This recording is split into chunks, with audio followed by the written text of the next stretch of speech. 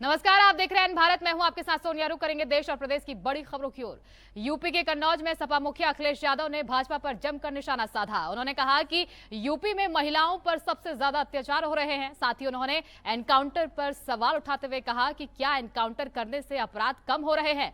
BJP ने अब तक जितने भी एनकाउंटर करवाए हैं सारे फर्जी हैं। मेरी सरकार आएगी तो इन सब की जांच होगी।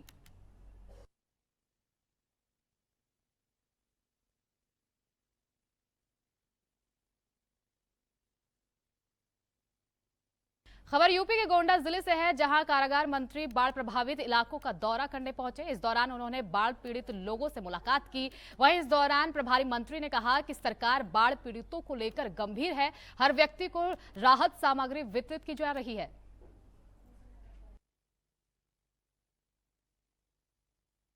आज आपका दौरा है। आज आपने बाढ़ प्रभावित क्षेत्रों का दौरा किया है। सुबह से शाम हो गया है। कहाँ कहाँ क्या क्या समस्याएं और ग्रामीणों से मिले तो क्या क्या दिक्कतें आ रही हैं? देखिए, मैं शुरू से नकहरा से लेकर के आज ब्योदा माझा के क्षेत्र में मैं घूमा हूँ और जगह जगह मैंने देखा जो कटान थी उसको पूरी तरीके से प्रशासनिक लोग शासन के निर्देश पे लगे हुए हैं। और सबसे बड़ी बात है, इस प्रदेश के यशस्वी मुख्यमंत्री आदरणीय योगी आदित्यनाथ जी ने मुझे जो निर्देश मिला है इस जिले के प्रभारी मंत्री के नाते कि आप तुरंत वहां पहुंचे, क्योंकि ऑलरेडी यहाँ के प्रशासन, जिलाधिकारी और हमारे सांसद विधायक पहले से भी इस कार्य में लगे हुए हैं कि किसी को किसी प्रकार की तकलीफ न हो। और मैंने देखा है कि आम लोगों से मिल करके, जनता से व्यक्तिगत रूप में, सामने भी आड़ में भी लोगों ने कहा सब।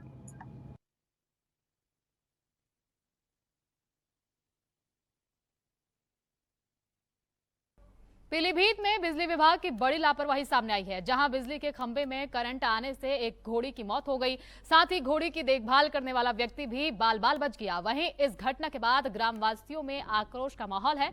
लोगों का कहना है कि इसको लेकर कई बार बिजली विभाग से शिकायत की गई है, लेकिन अब तक मामले का संज्ञान नहीं लिया गया। अगर ऐसा ही चलता रहा तो कोई बड़ी घटना घटित हो सकती है।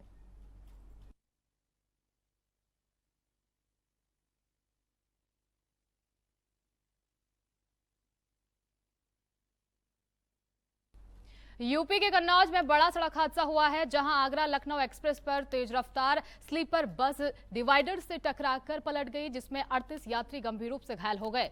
घायलों का जिला अस्पताल में इलाज चल रहा है। बता दें कि बस गोंडा से दिल्ली आ रही थी।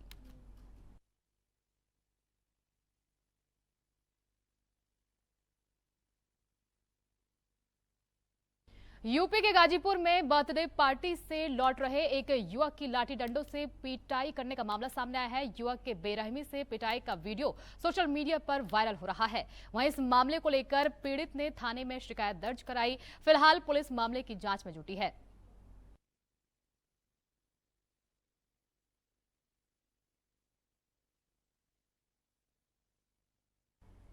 पीएम विश्वकर्मा योजना के 1 साल पूरे होने पर सहरसा के राजकीय पॉलिटेक्निक कॉलेज में प्रथम वर्षगांठ मनाया गया। वहीं इस कार्यक्रम में मुख्य अतिथि के रूप में बिहार के भूमि सुधार सह सहरसा के प्रभारी मंत्री दिलीप जायसवाल, भाजपा विधायक आलोक रंजन ने शिरकत की। इस दौरान भाजपा के कई नेता व कार्यकर्ता भी मौजूद रहे। पीएम विश्वकर्मा योजना के 1 साल पूरे होने पर देश भर में आज वर्षगांठ मनाई जा रही है और पीएम योजना को लेकर पूरे भारत में 2 डे कम्युनिकेशन के लिए 50 सेंटर चुने गए हैं, जिसमें सहरसा समेत बिहार के 3 जिले शामिल हैं।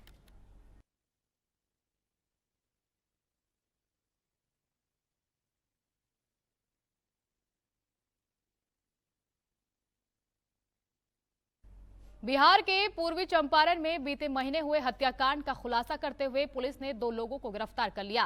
बता दें कि पुलिस पदाधिकारी अशोक कुमार ने बताया कि बीते महीने लोगों की सूचना पर ललुआ टोला से साइकिल पर लदा बोरे में शव बरामद किया गया था, जिसके बाद पुलिस मामले की जांच में जुटी। साथ ही पुलिस ने बताया कि युवक की हत्या प्रेम प्रसंग के मामले को लेकर की गई है।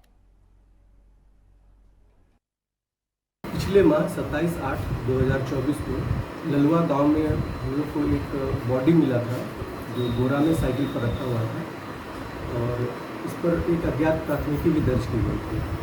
इसमें हम लोगों का अनुसंधान चल रहा था पुलिस निरीक्षक महोदय पूर्वी चंपारण के निर्देशानुसार इसमें हम लोग वैज्ञानिक अनुसंधान भी शामिल किए थे, टेक्निकल अनुसंधान भी। इसमें टेक्निकल साक्ष्य के आधार पर हम लोग 2 अभियुक्त को गिरफ्तार किए हैं और उसको हम लोग जेल भेज रहे हैं। केस सफलतापूर्वक इसमें डिटेक्ट हो गया है हमारा।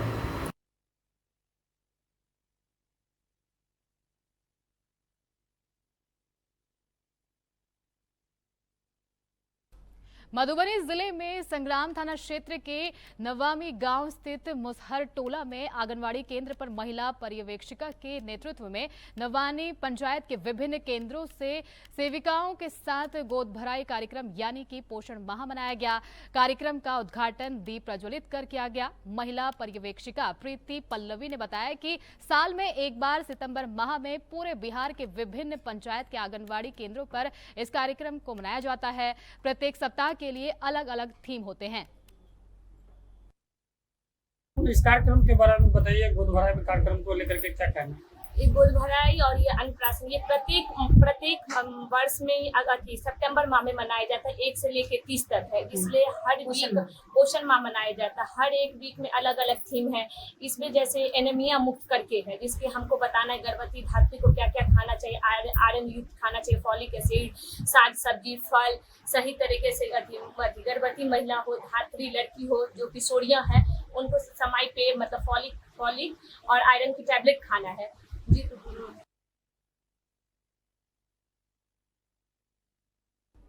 बिहार के मुजफ्फरपुर जिला के सरैया प्रखंड में अस्पताल बचाओ संघर्ष समिति के लोगों ने सरैया स्थित सरकारी अस्पताल के जमीन पर से भूमाफियाओं के कब्जे को हटाने के लिए आंदोलन शुरू किया। पदाधिकारी ने बताया कि बीते 2 मार्च को भूस्वामी विश्वमूर्ति शाही तथा आशुतोष शाही एवं राजनीतिक संरक्षण प्राप्त भूमाफियाओं ने सामुदायिक स्वास्थ्य केंद्र सरैया की 4 दीवारी एवं शौचालय तोड़वा दिया और नए सिरे से 4 दीवारी तथा शौचालय बनवाते हुए अस्पताल की 62 फीट जमीन पर कब्जा कर लिया। तब से लगातार जन विरोध जारी है। 6 महीने बीत गए, लेकिन सरकारी संपत्ति को नुकसान पहुंचाने वाले भूमाफिया और उनके मददगार डॉक्टर DC शर्मा कानून के घेरे से बाहर हैं।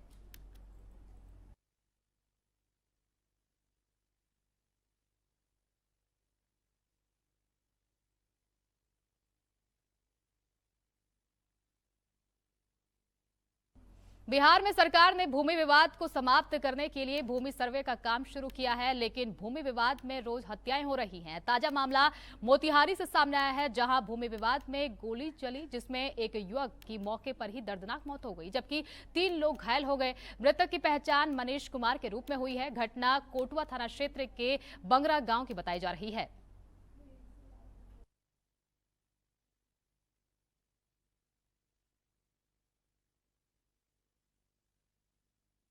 बिहार के मुजफ्फरपुर के सकरा थाना क्षेत्र के मचही गांव के रहने वाले एक युवक प्रवीण कुमार की गांव के पड़ोसी ने ही पुणे में जाकर हत्या कर दी। पुणे के बावधान में नर्सरी संचालक प्रवीण की हत्या आरोपी शिक्षक राजीव, उसके 2 भाई और अन्य 2 को महाराष्ट्र पुलिस ने गिरफ्तार कर लिया है। पुणे पुलिस के अनुसार शिक्षक की पत्नी के साथ प्रवीण का फोटो सोशल मीडिया पर वायरल हुआ था, जिसके बाद शिक्षक ने अपने सहयोगी के साथ मिलकर भोला सिंह के पुत्र प्रवीण कुमार की धारदार हथियार से गला रेतकर हत्या कर दी। फिलहाल पुलिस गिरफ्तार चारों से पुणे पुलिस कड़ाई से पूछताछ कर रही है। कब आपको पता चला कि हमारे बेटा को मर्डर कर दिया गया? उसी रात में 2 बजे रात में फोन आया कि प्रवीण भाई के चाकू भोंक दिया। उसी समय हम रोने लगे। फिर हम भाई को फोन करके पूछे, भाई का दीदी के अंदर बंद कैले और प्रवीण के ना देखे दैचो प्रशासन हमरा कनैता भाई हमको। उसी समय 2 बजे रात में। कौन मारा था उसी समय स्पष्ट हो गया था? कौन मारा था? वही 3 भाई चारों मिलके। क्या नाम है उसका? मनोज कुमार है, संदीप कुमार और राजीव कुमार। मास्टर राजू है सो गर्दन रेत के हमको बेटा को मार दिया। और पट्टे सोता था, कमर पर कोदारी पार के मार दिया। काम ये सकरा थाना अंतर्गत मछही गांव की घटना है और प्रमोद कुमार महतो जो मछही गांव का है वो पुणे में नर्सरी का काम करता था। यहाँ से पौधे ले जा करके वहाँ बेचने का कार्य करता था और गांव से ही उसके गांव का जो घर है उससे 50-60 मीटर की दूरी पे राजीव कुमार, जिसको कि पुणे पुलिस द्वारा हत्यारा बताया जा रहा है, तो वो 50-60 मीटर दूर ही घर था।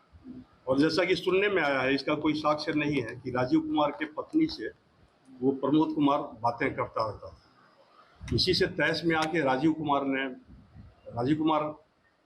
सुनने में आता है कि हवाई जहाज से गया था और वहाँ जाकर और अपने 2 छोटे भाइयों और एक अपने दोस्त के साथ मिल करके प्रमोद कुमार महतो की हत्या कर दी।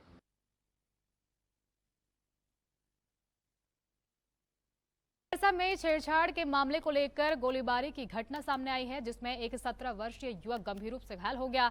घायल युवक का अस्पताल में इलाज चल रहा है। साथ ही पुलिस मामले का संज्ञान लेते हुए आगे की कार्रवाई में जुट गई है।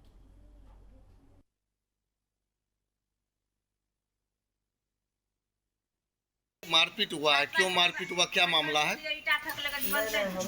हम 11th का रजिस्ट्रेशन हो रहा है ना, तो हम अपने घर से आए थे अपने दोस्त के यहाँ आए ना, तो हम दोनों पढ़ रहे थे, बैठ के कुछ पढ़ रहे थे 11th का।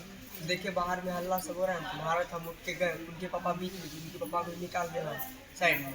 तब तक में हम सब जैसे ही साइड में गए कि अचानक उधर से एक बहुत बड़ा पत्थर था ना कि पत्थर लगा मेरे सिर पे, खून बहुत ज़्यादा फटने लगा। अभी इधर से आई नाक बंद, तब उधर से उसके 10-20 मिनट बाद पुलिस आई, उसके बाद उसकी गाड़ी में बैठे, उसके बाद यहाँ पे लेके चले। हुआ है, काहे मारपीट हुआ, क्या मामला है?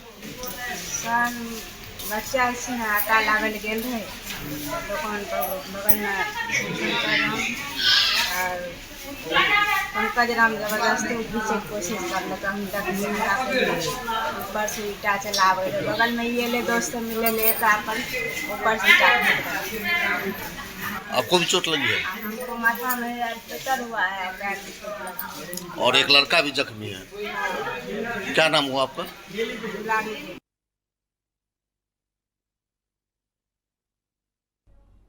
मोतिहारी में 5 सवारी के साथ ई-रिक्शा नहर में गिर गई। इस हादसे में 2 लड़कियों को गंभीर चोट आई है, जिनका इलाज एसआरपी हॉस्पिटल में चल रहा है। वहीं पीड़ितों का कहना है कि चालक मोबाइल पर रील देख रहा था, जिसकी लापरवाही से सवारी से भरी ई-रिक्शा नहर में जा गिरी।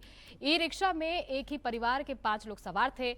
वहां मौजूद स्थानीय लोगों ने नहर में छलांग लगाकर सभी यात्रियों की जान बचाई।